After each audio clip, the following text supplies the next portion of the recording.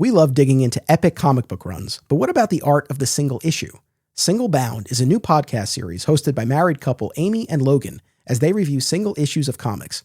And if the title also makes you think of Superman, you're not alone, as the Man of Steel is Logan's favorite character and a regular topic of discussion on Single Bound.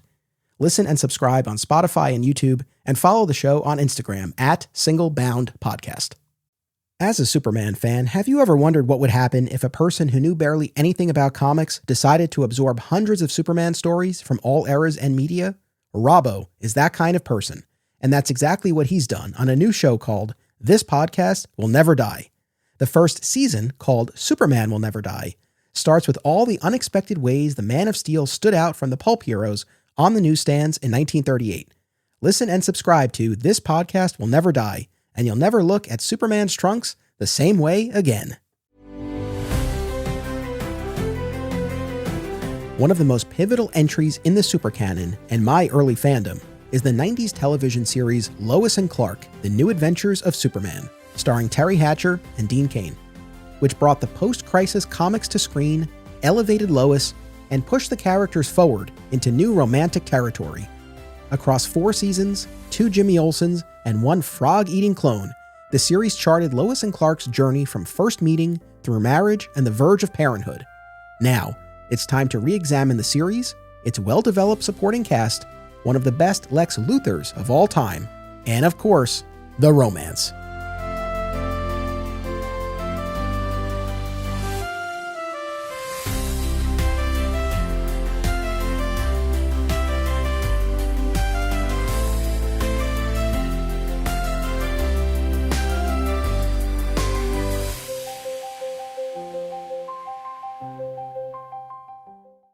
Welcome to Digging for Kryptonite, a Superman fan journey. I'm your host, Anthony Desiato. These are the Lois and Clark TV mixtapes. And this week we have a special double feature celebrating the supporting cast of Lois and Clark, The New Adventures of Superman. In the second half of the episode, guest Javi Trujillo will join me to shine a spotlight on the Daily Planet crew, including Perry, our 2 Jimmy Olsens, and Cat Grant. But first, joining me to discuss Jonathan and Martha Kent, as played by Eddie Jones and K Callan, is returning guest Duncan Bennett. Welcome back. Great to be back with you, Anthony. There's not too many people to talk about Superman or let alone Lois and Clark with in the UK, so it's always a pleasure to get to join you. I'm glad we could connect. I'll start with a quick fun question here. Over the course of 4 seasons of Lois and Clark, how many frequent flyer miles do you think Jonathan and Martha racked up? I think that depends on how you view the end of season 2 and the start of season 3, because there's certainly a little bit of TV show magic going on there. Because if you remember, they're going off on some sort of long trip at the end of season 2, and then they're magically back in Metropolis to see Lois and Clark after the events of the season 2 finale, where Lois obviously finds out that Clark's Superman for the first time. They're right back to deal with it. So I guess they flew all the way back. So quite a few. Well, that's a specific instance, but I was referring more to the fact that at a certain point in the series, and this is perhaps the only real complaint I have about Jonathan and Martha on I was going to say Smallville, on Lois and Clark, which is that at a certain point, we stop visiting them in Smallville. Anytime we see them, they're flying into Metropolis. And it just feels like it's an awful lot of flying for these folks. Yeah, that is a shame, and I do feel having done a recent rewatch of Lois and Clark, and I think generally my rhythm with Lois and Clark is on a fairly yearly basis. Around this time of year, actually, because it feels very festive to me, I start watching Lois and Clark again, and I always do series 1, and I absolutely love it to bits. And then I do season 2, and then I probably run out of steam a bit around season 3. And this time on this watch through, I've got all the way through season 3 as well. And it kind of opened up to me that I haven't seen some of those episodes for a really long time. But what I did really notice is actually, although the Kents do appear in a fair few episodes, the further we get through it, their role is somewhat diminished. And as you say, they are popping in quite regularly, but there seems to be slightly less and less for them to do, really. the show goes on. Yes, I think that's definitely one of the things that stood out to me in rewatching everything was that diminished presence as the show went on. And I have a couple of maybe competing thoughts about it. On the one hand, it's disappointing because I love them so much, and we'll talk all about it and the value that they brought to the show. At the same time, as Clark matures and progresses in his relationship with Lois and they enter married life, it is natural that he would perhaps need them less in the capacity that they served previously. So there's, I think, somewhat of a natural flow to that. I guess it's one of those things, and this might, maybe this is a hot take, but they remain series regulars across the 4 seasons, although of course they weren't in every episode. And if my math is right, they appeared in 49 out of 87. So, they definitely weren't there all the time. But as we got deeper into the series, I don't know, maybe it would have served them better if they weren't series regulars who were kind of like plopped in here and there, but maybe if they were in like 3 or 4 episodes, but we got more substance the times that they did appear.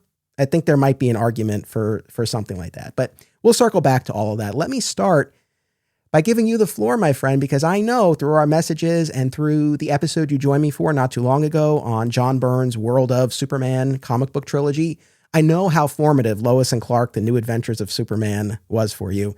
Yes, we're here to talk about Jonathan and Martha specifically, but just big picture, what does this show mean to you? What place does it occupy in your fandom? For me, I really feel that this is my platonic ideal of Superman, this version of the story. And I think that will come across from the conversation that we have. Actually, revisiting the Byrne stuff with you, and I tend to read along when you're revisiting certain eras. It became really clear to me that I projected, when I first read the Byrne stuff, I'd already seen Lois and Clark, and I completely projected those versions of the characters onto those stories. And so I kind of feel like those stories walked so that Lois and Clark could run. If you take Lois as an example, obviously the post-crisis was the start of a completely new depiction of Lois, really. But I think Terry Hatcher's version just totally took that to a different level. I really vividly remember watching the first episode of Lois and Clark. I'd actually been put to bed already. I was quite young, so I remember my dad coming to get me out of bed, and he said, "Duncan, there's something on the telly that you really need to see." And he took me back downstairs, and I couldn't believe it because I'd obviously already seen the Christopher Reeve movie, and I was just absolutely smitten by this show. And it's remained incredibly close to my heart for all these years. I don't think I was able to revisit it other than the odd episode that I had taped until I was about 18 years old, actually, when the DVDs came out, which accompanied Superman Returns. And I just remember that being such a treat to be able to sit back and get back to 90s Metropolis for the first time in a long time. It really just felt like coming home, and I still get that feeling every time I watch them now. So very close to my heart. Awesome. No, I get what you're saying. And look, I have so much affinity for the comic books of the era, especially the Triangle era that we had now segued into on the comic book side of things. But yeah, what this show was able to do in terms of fleshing out the characters and giving them so much more depth. And because this wasn't going to be 45 minutes of Superman action, you really settled in with the characters. There's a lot to be said for that. I can understand why this was so formative for you. As, like I've been saying, it was for me as well. I don't think I really realized that or appreciated it as a little kid watching this show. But now as I look back, yeah, this was a pivotal part of my fandom at a very early point. And I have to think that seeing so much of the characters and spirit of the comics reflected on screen was a huge part of it. And not realizing then how that's not always the case. So something to be said for that. Now, when you were here for that John Byrne episode, one of the things we talked about was the World of Smallville miniseries. And as we were talking through everything, and specifically we were talking about Martha Kent's secret first husband, Dan Fordman, who doesn't make it onto Lois and Clark, by the way. Not even a mention. Missed opportunity? What do you think? A real oversight. But at the time you asked me whether, because we got to talking about the Smallville TV show, as we often do, and you asked me whether the Annette O'Toole iteration is my ideal version of Martha. And I said yes. And I feel like you were a little bit surprised. So let me now kind of return the question. I take it that this version of Jonathan and Martha, this is your preferred version of the Kents. They are absolutely. I think Martha's so dynamic. She's incredibly energetic. She's got all these amazing hobbies. She's a real force to be reckoned with. And I think when I listen to other podcasts talk about Lois and Clark, they often put K Callan's Martha up on a little bit of a pedestal at the expense of Jonathan, Eddie Jones's Jonathan. I actually think they're a fantastic double act. I think the warmth and the love that Jonathan has for Clark is exactly what I would expect from the character. And for me, he's on that same level as K Callan's Martha. I think they work perfectly together. And there's just so many amazing incidents which we'll get onto of Jonathan being the man that Clark would look up to and become Superman, even though he doesn't physically look like it, even though he's not Hollywood handsome, so to speak. And I kind of think the newest version of Jonathan and Martha in Superman 2025, they've there's some similarities there. Not necessarily. I don't think it's one for one. To be honest, I don't think James Gunn's probably even seen Lois and Clark, so I I doubt it's a direct reference, but I see some connective tissue there between those two versions of the characters for sure. I agree. And so on that note, let me give kind of my overall assessment of these Kens. While John Schneider and Annette O'Toole from Smallville do remain my number one, Eddie Jones and K Callan are as close a second as can possibly be. And I do very much understand why for you, and I'm sure for other fans as well, they are number one. And one of the things that I was thinking about in looking at the various depictions of Jonathan and Martha across media is that I do feel like big picture, there are two main categories that the Kents can fall into. And I think it became clearer to your point after the James Gunn movie, because I agree with you. I do see some shared DNA between the Kents there and the Kents and Lois and Clark. I feel like when we're talking Superman the movie, Smallville, Man of Steel, where you're telling the origin story and you have a younger Clark who's still finding his way, I feel like the Kents, and this probably speaks more to the Jonathan side of things, but we'll take the Kents as a unit. I feel like the wisdom, the advice, it's more direct. It's more literal. It's more hands on the shoulders, arm around the shoulder, imparting substantial life wisdom. You were sent here for a reason. I feel like when we look at Lois and Clark and now the new Superman movie, where Clark is fully formed, he's an adult, he still has his issues to work through, but he's fully formed, he's Superman. I feel like the approach becomes a lot more understated. And that was kind of the big thing that I saw with rewatching the Kents here and in Lois and Clark, is that, yes, they are that constant source of support and advice, but I do feel like they're more, I feel like there are more instances where they let Clark come to them. Yeah. And they might ask questions as opposed to outright say, you should do this or you should do that. There's a much more understated quality to it. Yeah, I think that's a great observation. And it feels more real to me. There's less of the Hollywood moments in terms of like, I'm going to give you this speech and it's going to make everyone's eyes water. But they're just rock solid. They're always there for him. There's never any moment that he doubts that. There's a line in the Tempest Saga where Lois first finds out, and it's later on done, but it's the first time she finds out that Clark's Superman, and she says, "You must have felt so alone," and he just responds, "I was never alone. I had my ma and my pa," and for me that just sums it up. Absolutely. You know, it's interesting because look, I make no secret of the fact that in revisiting so much of this material across media, there are loads of times where I tear up in reading or watching something. I'm not shy about that. I nearly teared up then when I said it. And that definitely happened over the course of rewatching 87 episodes of Lois and Clark. While I definitely was invested in the romance between the two characters, and there were moments between Lois and Clark that really resonated. Thinking about a late series moment where they've learned that they can't have children, and Lois is taking it particularly hard, and Clark is comforting her, and he says, "We make love. We make love." There were loads of moments that definitely struck a chord, but the things that really conjured an emotional reaction where I was actually tearing up, 98% of them were Jonathan and Martha related. Typically moments with them, but what you just cited, a moment about them, also falls into that category. I mean, I've quoted this line from Morrison's Batman run a lot, and I'll continue to do so. He says, "The first truth of the Batman, the saving grace, is I was never alone." And the same holds true for Clark. I mean, I'll take it back even a step further. Jor-El and Lara place him in a rocket. They give him that chance, the ultimate Hail Mary pass across the stars. Jonathan and Martha complete the play. And because they love a child, to borrow a line from another project, Superman is made, right? Because they love this child simply and purely, we got Superman.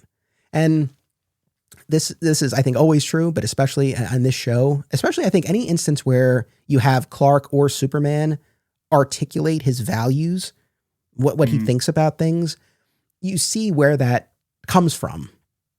And I think it answers that question of how could somebody have that power and not abuse it? Well, if that person is raised by Jonathan and Martha Kent. And when you see these two people in particular, it's so apparent. Yeah, you completely believe it. You completely believe it. And I think another thing that sums that up is if you think about the episode The Foundling, where um, Clark's visited by the spirit of Jor-El via the globe, and he recounts these lessons to him. The way that they respond to this is there's no threat. They're so confident in their role as his parents that they are just that for him. And it's interesting you brought Morrison up, Anthony. I knew you would bring that quote up, and we'll come back to Morrison a little bit later in the conversation, I think. Okay, yeah, fair enough. But yeah, no, that moment in Tempest Fugitive was definitely a standout because, like you said, Lois is coming to terms with what she's just learned, that Clark is really Superman. He's been hiding this from her. She's angry initially, understandably. And then we start to see the thawing of that and that moment that you just talked about where she finally puts herself in his shoes and it's like, man, I didn't realize like how alone you were. And yeah, his response, but I wasn't alone. Mm-hmm. So impactful. And I'm going to pick up on another point you raised about just how natural these two were. I feel like Jonathan and Martha in this show, more than anyone else in this show, and this is not a knock on the other characters, but more than anyone else, feel like a real people. Like, look, I love Lane Smith as Perry. I'll be singing his praises not too long from now. But very, very colorful character. But Jonathan and Martha, like, they just feel so real and so natural. And they do remain a presence across the show. Like we said, it does diminish as we get deeper into it. Like I said, I'm more okay with that aspect. I really do lament the fact that we stopped going to Smallville because A bit more bang for buck when we use them, yeah. yeah, it's like, yes, you can argue they are the representation of Smallville, that home, that upbringing, no matter where they are, and that's fair. But I don't know, man. I guess I'm just a sucker for those farm those farm scenes, and also too. And unfortunately, we largely moved away from this as well. But not just the farm itself, but the town of Smallville. Like, I mean, I wish we could have seen more of that town life, like we saw in the green glow of home. And then obviously Smallville was occupied in the new Krypton saga. But so that's a good segue. Most of these, when it comes to me, most of my favorite Mar and Par moment scenes are actually from season one, but there's a few from later seasons as well. When I think of Mar and Par and Lois and Clark, I always think of that scene in the pilot, which actually in the time between when I was able to watch Lois and Clark as a kid and revisit it with the DVDs when I was a bit older, this one scene just lived in my head rent free, and it's the scene where they create the Superman costume at the farm. To the montage of holding out for a hero, and you can see Martha working away on it, and then Jonathan's watching the TV, and Clark walks in the costume, and it's just, I think it's one of the most perfect moments on the show. Absolutely love it. Yeah, no, Any I other mean, I thought? no, yeah, I Yeah. mean, I got loads of moments. I mean, that one definitely stands out. What I like so much about the pilot is that, Mm. well, I mean, there's a few things going on. Number one, we see something that we'll see a lot of across the show, but mostly in the beginning era of them on the phone with Clark. So we get those check-ins. That's I think I better another. wire you some cash. Yeah, exactly. I mean, that's obviously another way to incorporate them without him going there or them coming to him.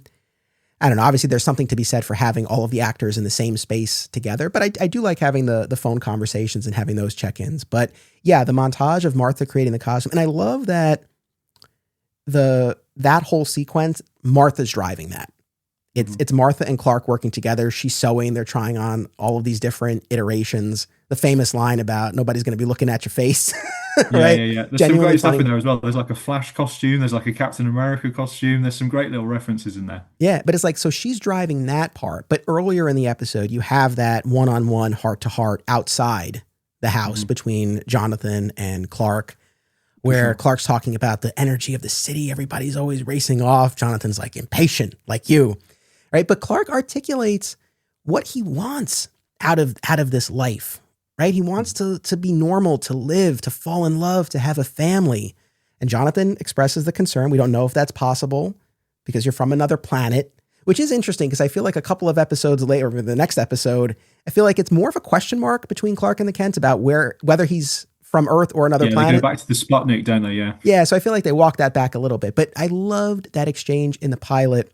Once again, you don't have Jonathan like beating him over the head with advice. It's just kind of being there for him, offering that support. But bigger picture, what I do love about that is like Clark ultimately gets what he wants, over the course of the series. Like it's really a beautiful thing. Everything he articulates in that moment there in the pilot, he gets over the course, all the way to the very end where that baby shows up, right? And Yeah, that's a great spot. That's a great spot.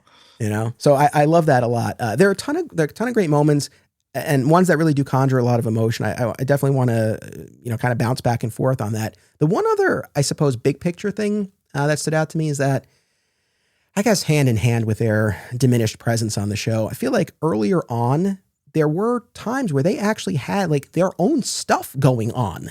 They might have been a subplot of an episode.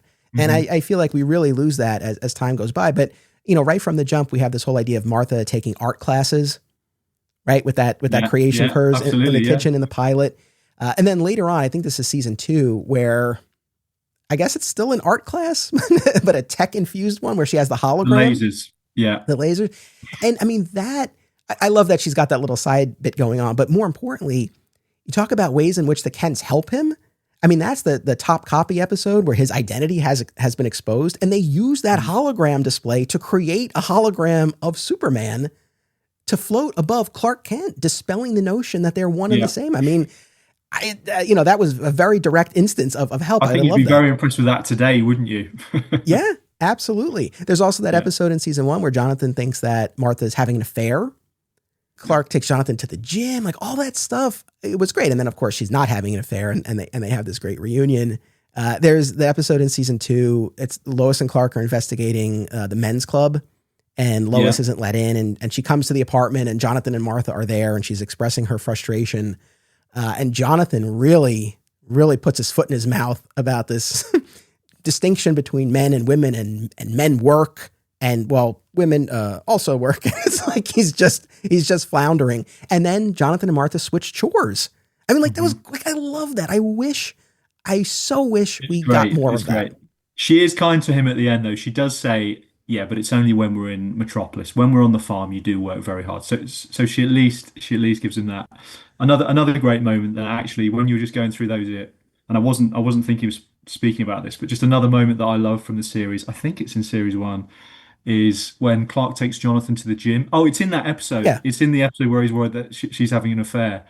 Um, and there's this huge roided out bodybuilder on the chest press, I think. And oh no, Jonathan's on the chest press, and this guy waddles over, and he demands that Jonathan lets him use the bit of the kit, and he goes, "Everyone knows I use this bit of kit at this point in my workout." So Jonathan lets him go, and Clark puts his finger on the weights, and it stops it from moving. And then Jonathan gets back on the weights, and he's absolutely flying. It's a great moment. It's a great moment. Yeah, it's fantastic. And then two anniversary related bits at the end of season 2. Martha is clearly disappointed over the gift card that Jonathan has given her. But then, of I course, we had this find out written at down. the end, yeah, there was more to it, and they're going to have this trip. You were mentioning this before. The composure of the man. They're in a life. They're in like a life-ending situation. They're in loads of jeopardy, and he doesn't even tell her. He doesn't even tell her. He apologizes again for the gift certificate. He doesn't even tell her that it's all a trick. Do we think that maybe the trick really did come later? I don't know. Yeah. I think he did a bit of work afterwards for sure. But, more importantly, when the two of them are captive at the end of season 2, the villain of the week, he's learned that Clark is Superman because he got a hold of Tempest's notebook and he's kidnapped the Kents and is extorting Clark. And yeah, the two of them are locked up and they have this heart to heart. And if memory serves, she thanks Jonathan for how well he handled things when they knew that they couldn't have children and they express their feelings towards each other. It's so moving. And then when Superman gets thrown in the vault with them and the kryptonite and they all have to work together. Oh, I love any time. And it's not much that we get this on Lois and Clark. We got it a little bit more on Smallville, but like when Clark and the Kents are like physically working together. Oh, Yeah. I love that. It's great. Yeah, she says, I wouldn't trade a single moment of our lives together when he's talking about that. And it's just, that's beautiful. On a related note, when Lois and Clark visit young Jonathan and Martha in the past in season 2 in Tempest Fugitive, and Martha talks about how I can't have children, and Jonathan quickly says, we can't. Yeah. I like that a lot. I thought that spoke volumes. Lovely. That's really lovely. That's beautiful. Oh, and That's then beautiful. And I actually, do you know what? I love that wrinkle with oh, this is going to set me off. I absolutely love that Clark delivers himself to them. I think that works so well. Well, It's lovely. So you talk about parallels, echoes in other media. Yeah. So we would see a version of this again on Smallville, where Clark has to go back in time and save his infant self during the departure of Krypton. That's now the rocket has already arrived on Earth. Yeah. But yes, he is that shooting star that Jonathan and Martha see as they're driving by. He's pointing the way to the rocket. Yeah, very cool. Which is great. We'll circle back to Tempest Fugitive, but the other thing in terms of like stuff that they actually had, this is so minor, but it's one of the only things in the final season I can really point to. But when they visit Metropolis, they're celebrating their anniversary, and Clark is pretty insistent, like, no, they'll stay at the brownstone with Lois and Clark. And Lois is like, I don't know, man, they really want to be by themselves. And yeah, turns out they really do want to be by themselves and have a little bit of alone time. There you go. Yeah, which was like, I love that for them. I love that for them. So, like I said, maybe there's a half a dozen instances of kind of their own storyline or subplot, at least. I really do wish we had gotten more of that over the course of the show. The actors were more than capable. And the other thing too, I know we're here to celebrate and not talk about what could have been, but just in terms of more kind of commingling of the supporting cast, it's, there were instances where Jonathan and Martha were at the planet, where they were in the same space as Perry or Jimmy. But, I'm thinking about like the Triangle era comics where they ended up on a cruise together, and you had like a heart to heart between Perry and that would have been great. That would have been great. I wanted more of that kind of stuff. I do love. I've got to say though, you mentioned Perry. I do love Lane Smith's Perry with those two. I think they had a lovely dynamic. He was so warm and welcoming to them. You could tell whenever they visited the planet, he treated them like they were, VIPs. They were always in his office with him. I did like that. I did notice that a few times. Yeah, for sure. So yeah, but more would have been fantastic. Why couldn't they have gone on the fishing trip as well?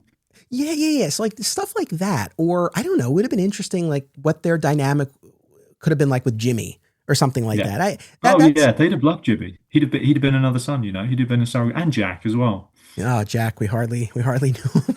But as far as these kind of more specific moments that really resonate with us, there's one from season 1. Again, very simple, very understated, but man, does it get me. So All Shook Up, the episode where Superman tries to stop the asteroid, loses his memory. And then Jonathan and Martha swoop in, fly to Metropolis.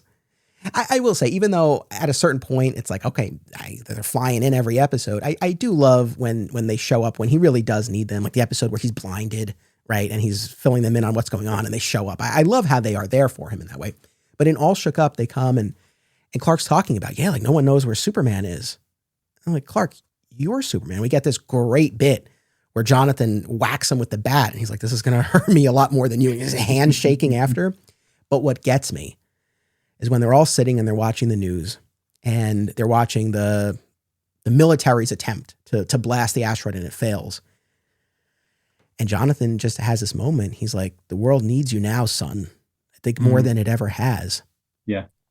And Clark expresses his doubt, and Jonathan says, you're the only one who can do it, son. And every time it gets me, because it's like, what if your son, your daughter, whether a child or a fully grown adult, what if there was something impossibly dangerous, but they were literally, in this case, like literally the only person in the world, and you're facing an extinction level event, just what those emotions would be like. But that one gets me, man. Yeah. Yeah. I mean, I'm hoping by the end of this conversation that they're going to just nosed ahead of Schneider and again, they're as close as they can get. And then in that same episode, you segue to a very humorous moment of them reteaching him how to fly on the roof and ultimately just pushing him off. Yeah. So that one's a standout. I guess we could kind of go back and forth. That's one that really grabbed me. What do you have next? Well, another standout for me is great. You already mentioned it, but I think Green Glow of Home is probably my favorite episode of Lois and Clark. I absolutely love it. I love Lois in Smallville. She's so cynical before, and then she gets there. She gets the dress on. She gets into the spirit of the fair.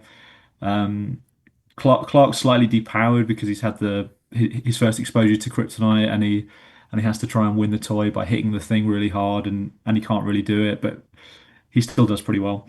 And obviously she accuses Jonathan of being a cross-dresser, which is quite funny. And yeah, I just love seeing the Kents in that setting. Clark's so happy to be back in Smallville. He feels so at home.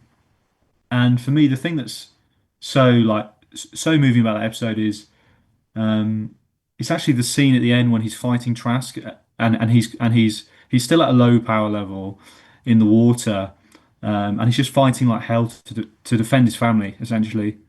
It's just a really powerful moment. It's a really powerful moment. It really displays the love that he has for them, the love that they have for him.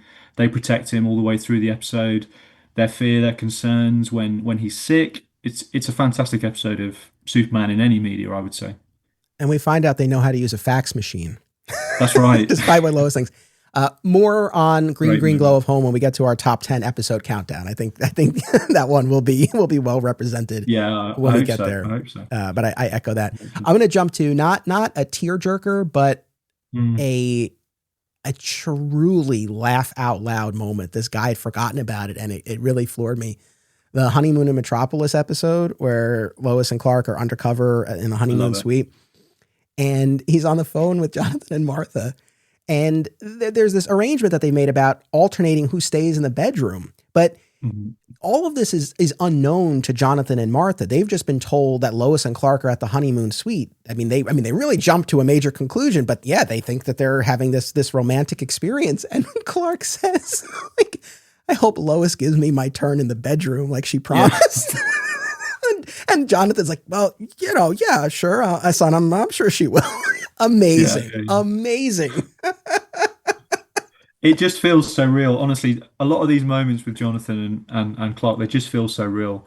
There's a moment later in the series as well, and I'm not going to recall it directly, but there's Lois and Clark are having an argument, and he goes to his parents about it, and he's like, they'll be on my side. And they just side with Lois, and he's like, what? This is unfair. You're my parents. And it just feels so real. Yeah. Well, on that note, so many of these moments where we're talking about Clark with his parents, but the Kents, and especially Martha with Lois, is key as well. Yeah. I mean, at the beginning of season 3, after Lois now has figured out that Clark is Superman, and Martha shows up at Lois's apartment, and they have this heart to heart, and Martha says, and she tears up as she's saying it, and I might tear up as I'm saying it, but she's like, this is the first time in almost 30 years I've been able to talk to another woman about my son.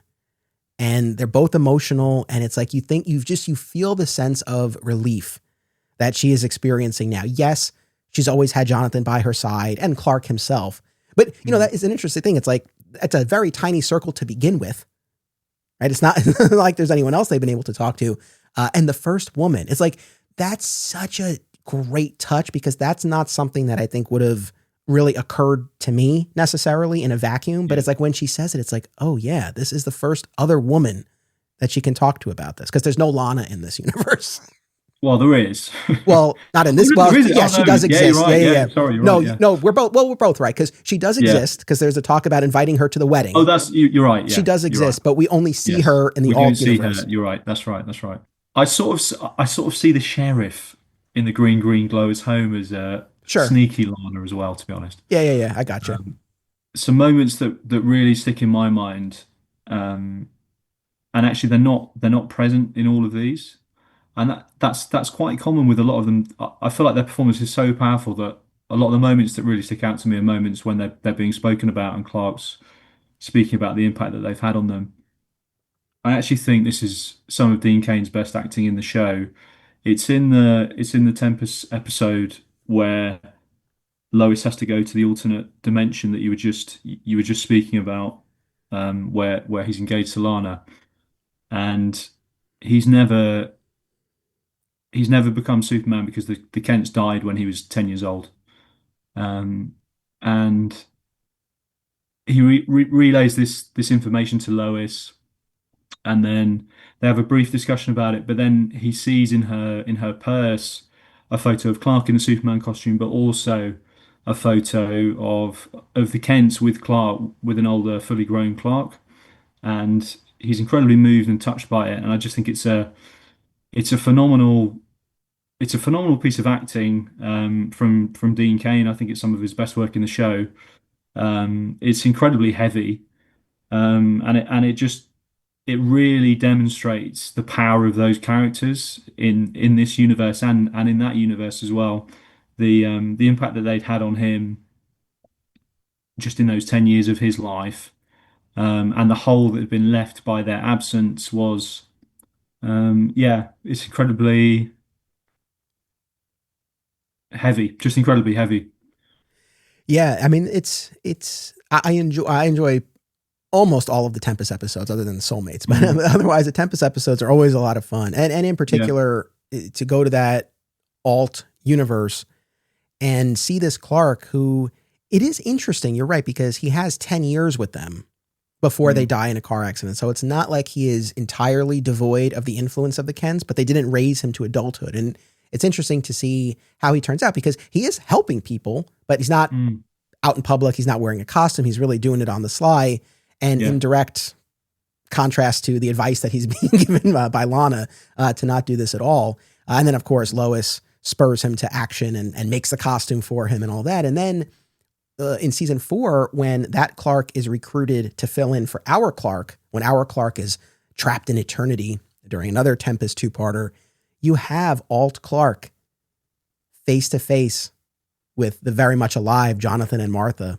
of this mhm, reality. And of course, they initially mistake him for their Clark and they embrace him. And it's so bittersweet. Once again, my only complaint, I would have loved like another moment, another heartfelt moment between them. But yeah, I'm glad that we at least got that. And I read, I think on Krypton's site, these were old interviews, but with, I forget which of the writers or producers, but there was an idea of doing more with Alt Clark in a potential 5th season. Because at the end, yeah, the last time we see him in season 4, H.G. Wells is talking to him about finding the Lois of his world. So I think there was an idea to do that. I don't know if we ever would have gotten more of Alt Clark with the Kents, but they at least had more in mind for that character. But yeah, I mean, to I would see hope what, so. I would hope yeah. so. I've got a theory, Anthony. So, do you know when the first time Clark's parents died in a car crash was in any media? The Was Kents it died in a this? car crash. It was this. Yeah. In the New 52, Clark's parents die in a car crash. And I'd made this connection before, but I hadn't quite the the the New 52 Action Comics version of Superman had lost his parents, and I thought there was an interesting parallel there. And Grant Morrison is the sort of person that would have read and watched every single piece of Superman media. And there's actually another reference to Lois and Clark in his work as well. In Superman and the Authority, H.G. Wells' time machine is in the Fortress of Solitude. I mean, can't be a coincidence. Yeah, I mean, I think there's I some mean, it holes could there. be. Thank you Well, very much for I mean, saying the it can't time be a machine. I coincidence. mean, I don't know. That's pretty direct. Yeah, so interestingly, I started thinking about that when we were kicking around ideas for this segment, for this episode. We talked potentially about doing influences that Lois and Clark's had on the sort of grander Superman mythos over the years. And initially, I could think of a couple of things, but I was scratching my head a little bit. But it's been a bit of like an earworm that I've been thinking about since then. Subsequently, there's some other stuff as well. So obviously, there's the most famous one that everybody will think of is the For All Seasons one, which actually, so in the pilot, obviously the young disabled girl asks him where he got his costume, and he says I like your costume, and he says thanks, my mum made it for me. But then again, in one of the Tempest episodes, at the end of the episode, Tempest says, "Oh, you look ridiculous," or something like that, and he says, "My mum made it for me," Dude, or that something like moment, that as a retort. like yourself, I'd forgotten that second instance in Lois and Yeah. Clark, and it's one of those things. I feel like for anyone fan of Superman or otherwise who's ever had an issue with the costume or has felt it looked silly or whatever, and I'm not in that category, but for anyone like watch that scene, because that's exactly what Yeah. Tempest says as he's taunting Superman about why he wears such a ridiculous costume, and the way he Exactly. leans in. My mother made it for me. Yeah, It's it's like, yep, beautiful. that's it, It's done, beautiful. period. It's Love great. it. And then that obviously from the pilot of Lois and Clark was in For All Seasons, and then that was in the pilot of Superman and Lois. Now, I don't think that the creators of Superman and Lois knew that that moment was from the pilot of Lois and Clark. I assume they had seen it in For All Seasons, and I hope they knew it was from Lois and Clark, but I suspect that they just thought that was a moment from For All Seasons, and that's what they were referencing. Well, they definitely, Superman and Lois, they definitely knew Lois and Clark, because there's a Wanda Detroit shout out at some Oh, point in there Superman and is. Lois. Yeah, no, There they you know. go. They've I missed that one. I don't know if that's like Okay, right, but every writer and producer, but at least someone, yeah, they knew Lois and Clark for sure. But yeah, yeah, interesting to see the ways in which Lois and Clark drew inspiration from the comics, but then also how they would influence them and other media in turn. Absolutely. yeah. A few other things that stood out to me. This isn't actually technically Martha, but shout out to K Callan, because in the Big Girls Don't Fly episode, the season 3 finale, where the alien assassin Tez is impersonating her, and she's in the apartment Yeah. and she's quote unquote rubbing Clark's shoulders, and then she's like stabbing him with all the kitchen utensils, and he's like, "Oh, whatever you're doing back there feels great." So funny. Like that was a genuinely funny moment. I love that. That's it. And you know what? As you were just speaking earlier about wishing that there were more moments where we go back to Smallville and we get to see the Kents in that environment and have a little bit more impact on the show, um, and the main plot. Those episodes are the exception, right? So the new Krypton saga, they are massively influential, and of course um, they're massively on board with Clark going to New Krypton. You're going to remember the quote better than me, but Jonathan says something along the lines of, "If this is your fight, son, you've got to go and fight." Essentially, That and moment, wishes him well. that moment, let's unpack that a little bit more, because, I'm on record. I'm a big fan of the new Krypton arc, I love it as well. and arguably that second installment, the season 3 finale, is the strongest. It's certainly the most emotional, where Clark is coming to terms with this impossible decision that he's been forced to make here. And we have Lois and Clark. They are, in Smallville at the kitchen table with Jonathan and Martha. And, he's basically looking for them to say, "No, son, don't go."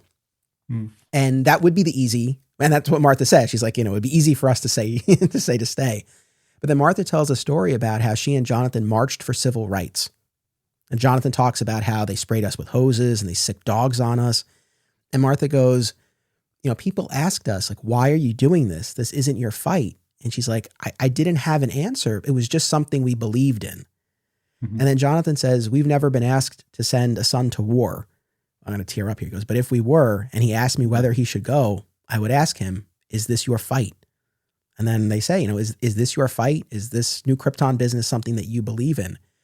And I love everything about this scene. Once again, not speechifying or telling him what to do, but sharing their experience and kind of guiding him in coming to his own conclusion.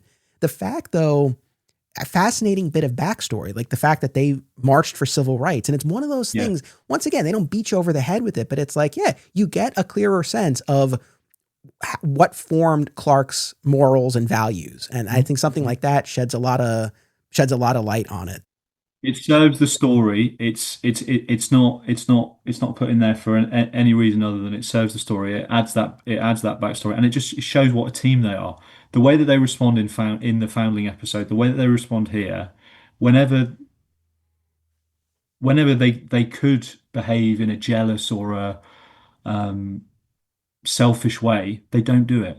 They don't do it, and it completely shows why Clark's Superman in this version of the story, and in my that's why it's my favorite version of the story. Yeah, and then in the final moments of that episode, when Clark is saying goodbye to Lois and the Kents in the conference room of the Daily Planet behind closed doors with all of the shades drawn, and he said, this is one of my all-time favorite moments of the entire show, and probably my favorite Jonathan and Martha moment, where he says to them, "You're the only parents I've ever known, the only parents I've ever needed. Whatever good I can bring to New Krypton is because of you." And they embrace. It's so I love that. And kind of on this note, with the new Krypton saga, one of the things that you heard me talk about when we did our burn discussions is that it was a shame to me that the Krypton side of things was kind of neglected to the extent that it was, because I feel like there's a value that side of the story can bring, even if it's tension.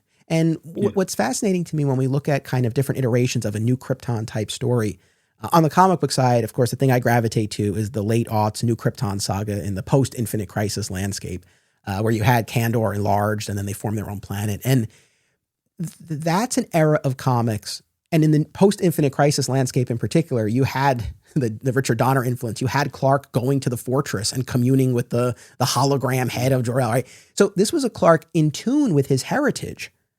And then you place him in between these two worlds. Great dramatic potential. Mm-hmm. But that type of story also works here, and arguably works in an even better way, when you have a Clark who has had some, but very limited exposure to his Kryptonian origins. And now this lost colony arrives, and he's asked to leave behind everything he knows to help a people he really doesn't have that connection to. Yet he feels the sense of responsibility. And when he sees the message from Jor-El, talking about this and the fact that he had been married at birth to Lady Zara, but it does conjure something in him. So, kind of putting him in that tough spot. And I think especially here when he doesn't have that connection, but he still feels that responsibility, is very interesting. So I love that storyline. I love that storyline. And I wonder, I'm more comfortable with the Byrne version of Krypton than you are. But for me, and this is not going to be any surprise, I think the version of his relationship with Krypton that's presented here is my ideal version. He has a small amount of knowledge about it, and that is something that does give him some sadness. But that's where it comes from. It doesn't need to come from Krypton being this utopia. It doesn't need to come from him losing Mar and Pa. It's from this kind of this sense of dissatisfaction that he's never going to know any more about it. And the new Krypton episodes have so many standout moments. Lord Nor asks him, "Who do you fight for, Earth or for Krypton?" And he says, "I fight for my people." And that's a lovely full circle moment, essentially where yes, Mar and Pa are the only parents that he ever needs, but he's from both these worlds and he loves both of these worlds. Which isn't something that we get to see a lot of in this show at all. Yeah, and it's interesting too, because there's a point where he's had this meeting with Ching and Lady Zara, and he's filling Lois in, and he's talking about these Kryptonian rituals and all this stuff, and Lois is like, "Why are you so Kryptonian all of a sudden?" And he's like, "Well, I've always been, right?" But it's just not a side that he's really had much opportunity to access. And that's kind of one of the other things, Kent related, but maybe a little bit more big picture is, yeah, it's a very light touch as far as the Krypton side of things, but that new Krypton arc really, really went a long way for me. Yeah. But we find out, there's that exchange about Clark being from another planet in the pilot. And then in the Strange Visitor episode, all the business with Trask and Bureau 39. And that's where we find out that contrary to what Jonathan had told Martha and Clark, that he destroyed Clark's ship, he actually hadn't. And this was interesting. Like, he couldn't bring himself to destroy that piece of his heritage. Yeah. So he buried it instead. But of course, the government got a hold of it. And then Clark encounters it at that warehouse, and he takes the orb and touches it. And that's when he learns Krypton. So right? But then the ship is gone by the end. The ship has a weird journey in this show because it ultimately ends up in the hands of Mindy Church. And then it's kind of gone again. Right. And then in the new Krypton arc, they're like, where's your ship? He's like, I know where to get it. And then he produces the ship. Yeah. And then it's the orb, like you're saying in that Foundling episode where he gets these visions of Jor-El. And of course, the orb ends up in the hands of Lex. But while it's not a ton that Clark gets from Jor-El, he gets, I think, those most critical pieces, the fact that he wasn't discarded, that he was sent to Earth to save his life when his planet perished. So, like I said, relatively light touch with the Krypton side of things, but I think we get what we need. And there's at least an interest on Clark's part that I appreciated. And to one of your earlier points, the fact that, Jonathan and Martha never once seem threatened by this.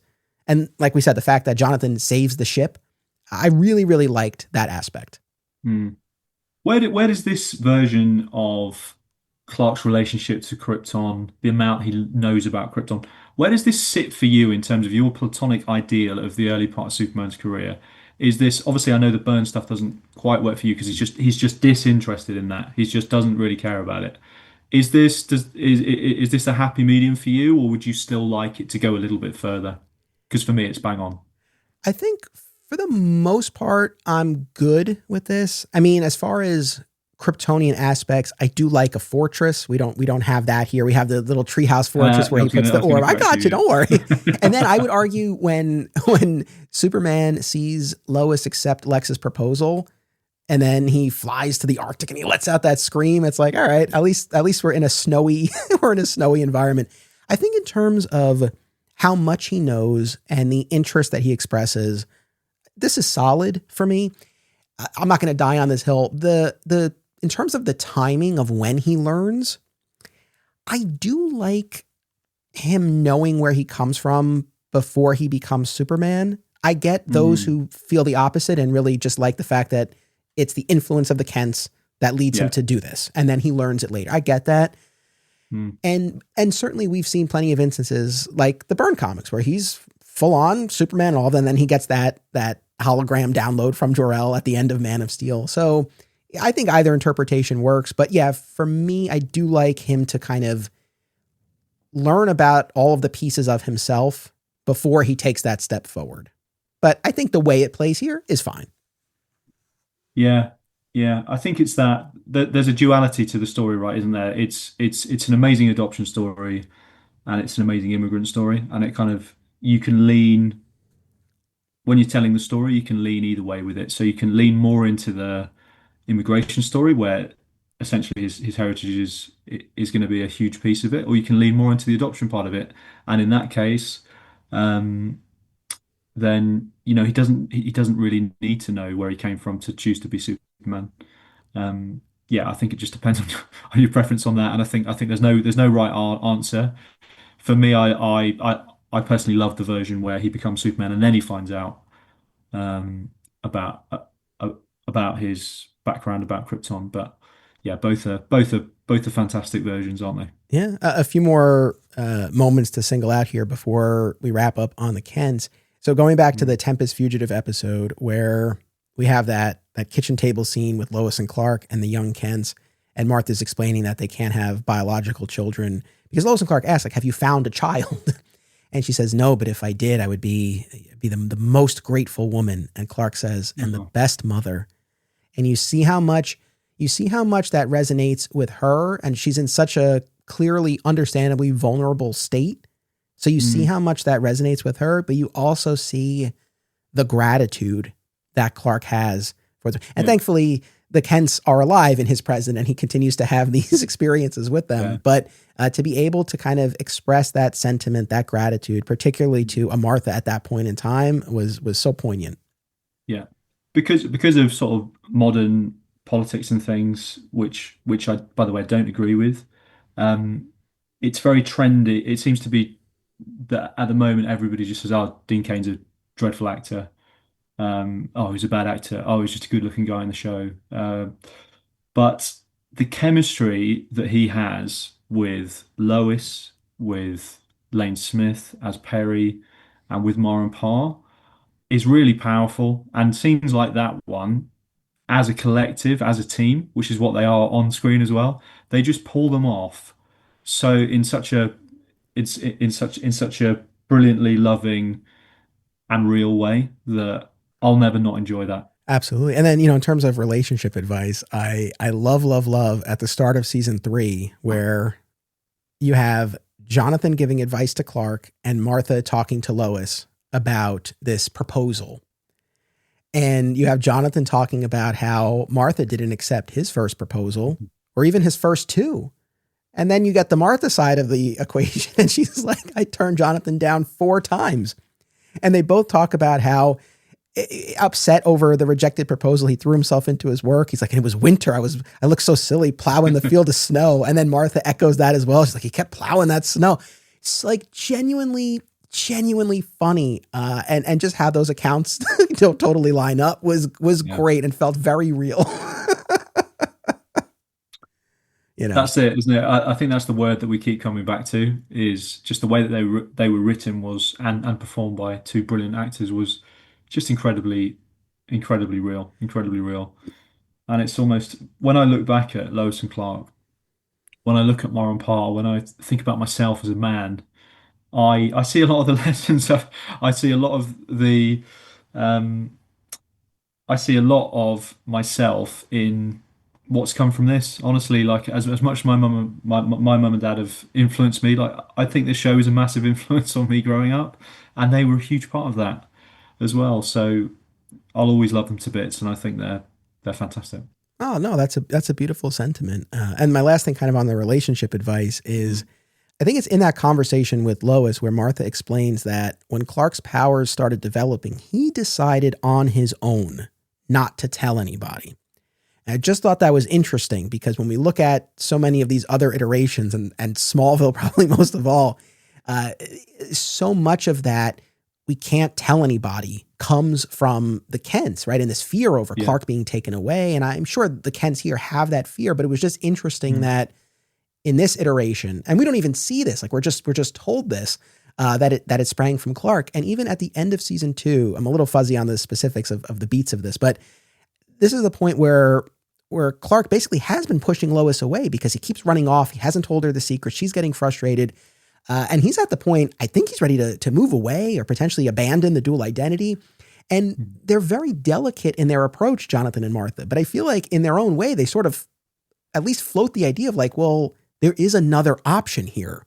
You could tell her, right? I forget how explicit they get. It might be even more vague than that, but that's the sense, which I just thought I really love that. Yeah. And because they often try and lead him to an answer or they'll influence rather than tell, when they do tell, when they do give him direct advice, it does hold a great amount of gravity to it as well.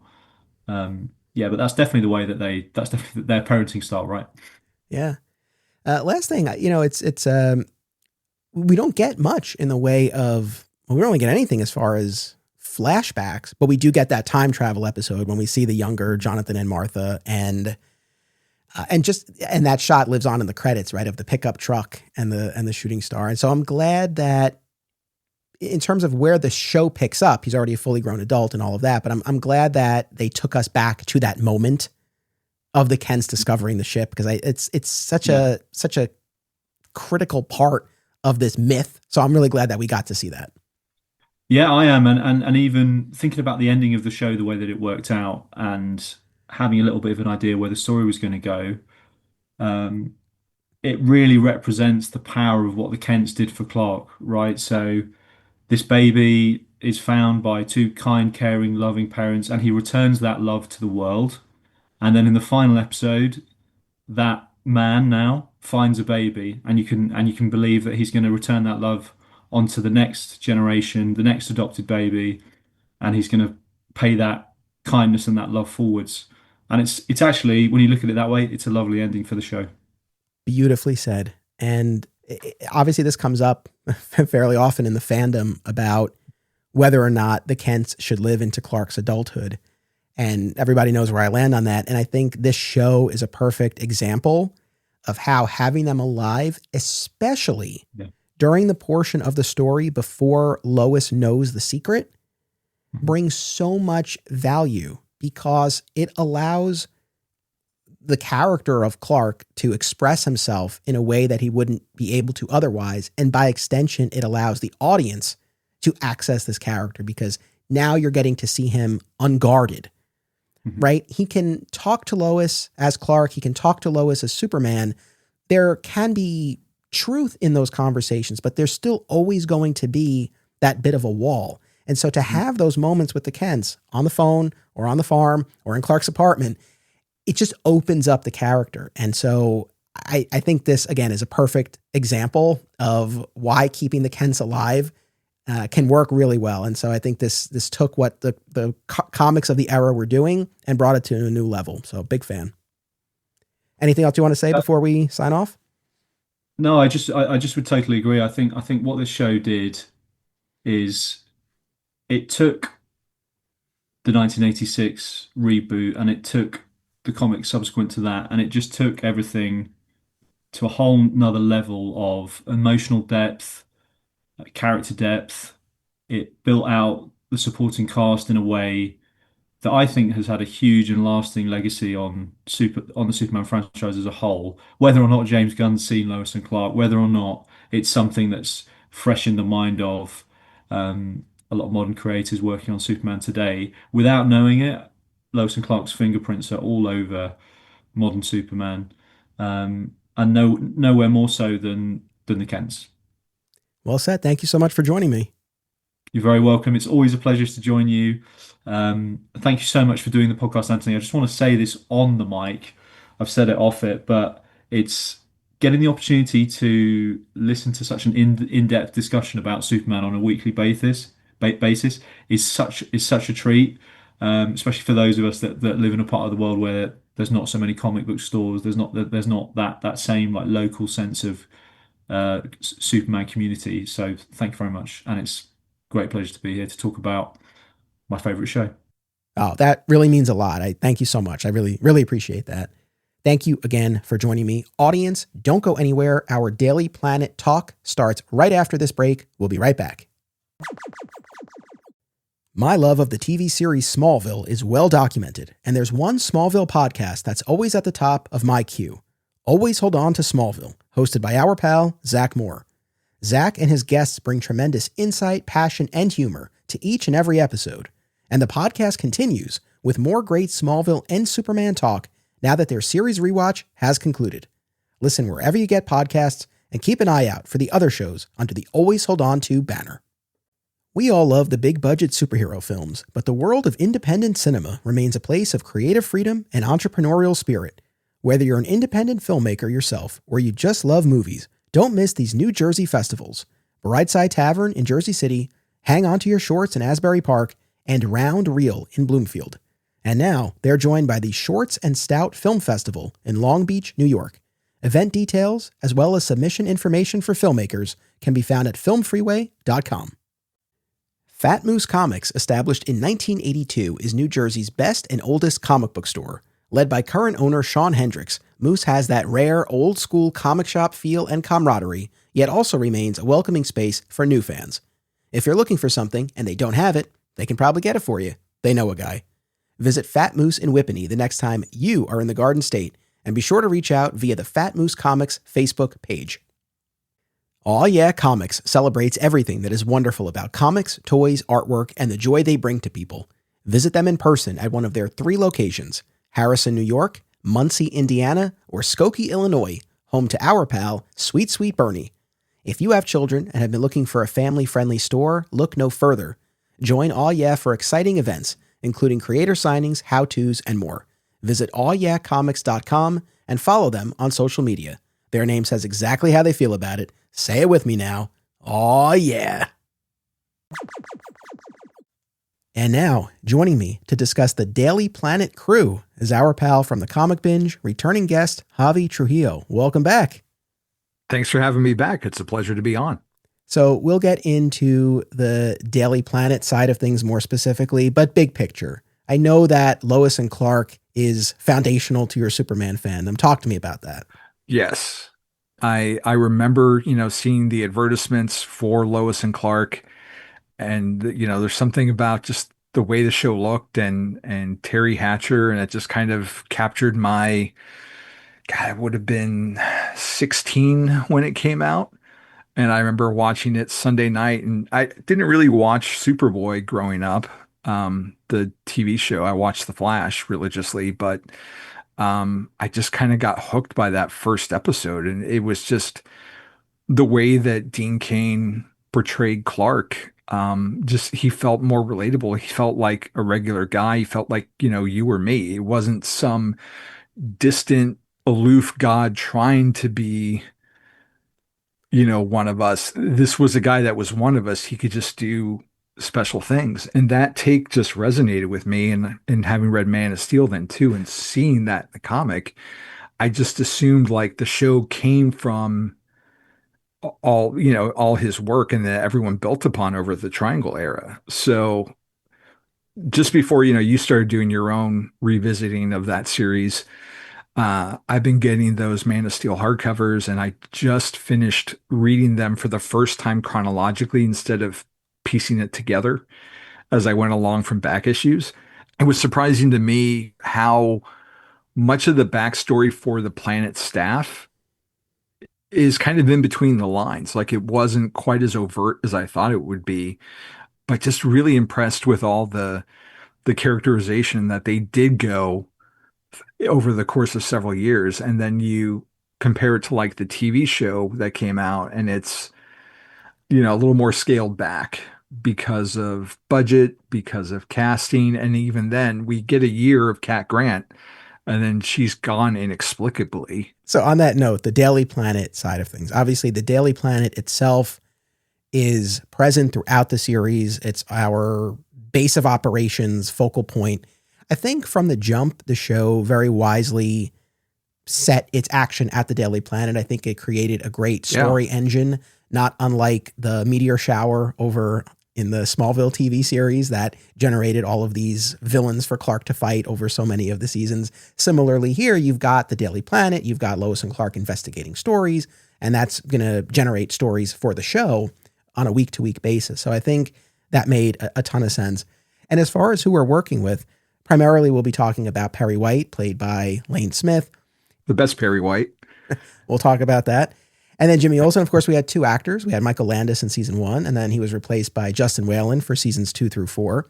Cat Grant, played by Tracy Scoggins, only in season 1. We also had Jack, an original character to the show, this homeless teen who got a job at the Planet, and he's there for a few episodes in season 1. Had he continued on the show, who knows where they could have taken that character.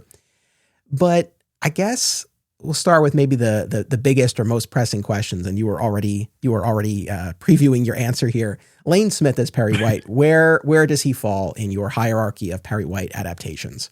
I mean, for me, he's the GOAT. It's just something about his charm and charisma, and he's, he just seems bigger than life, and he's just got this great booming voice, and he doesn't. I think of like the movie, like some of the movie iterations we've seen where he's always just kind of angry and yelling. Like there is that aspect to it, but there's also like a softer, more human side to this Perry. And granted, I haven't seen the original Adventures of Superman beyond 1 or 2 episodes, but from everything that I have seen going forward, like you don't get a lot of Perry's personal life. He's just there to yell, Lane, Kent, and don't call me chief. And Lane Smith's portrayal is so much more than that. We hear about Alice. We even see Alice, even though she's a silhouette in one episode.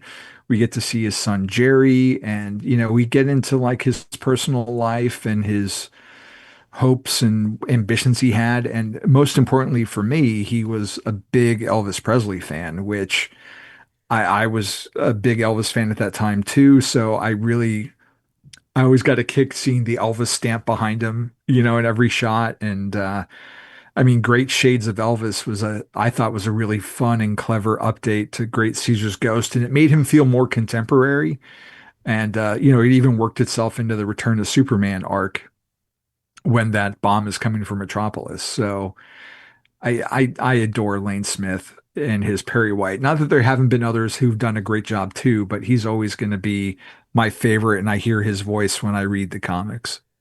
Yeah, 100%. Lane Smith has been and remains my ideal Perry White depiction. He's my number one. And for those reasons that you cited, specifically, there is a paternal side to this version of Perry White that you really don't see in the other depictions. And I have spent a lot of time with the George Reeves Adventures of Superman series, and I've had a lot of fun with it. Interestingly, as I've gotten deeper and deeper into my rewatch podcast for that show, I feel like John Hamilton's Perry White has low-key become my favorite character on that show.